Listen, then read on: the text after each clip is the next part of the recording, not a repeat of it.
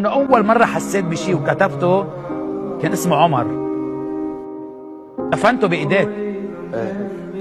ده كان عمره 8 سنين. كيف توفى؟ كنت بالصالون بالبيت، سمعت صرخة.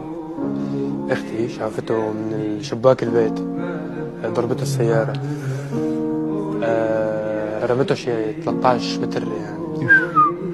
ركبت لعنده حافي ووصلت لعنده، كان بعده مفتح عينه، اخذوه. هو كانوا عم بيحاولوا فيه بس بوقتها توفى. كيف عملت له بوقتها؟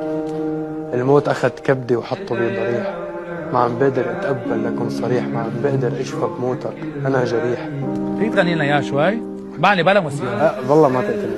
بس الموت اخذ كبدي وحطه بضريح، ما عم بقدر اتخطى لكن صريح، ما عم بقدر اشفى بموتك، انا جريح من ذكريات كل ليل قبيح.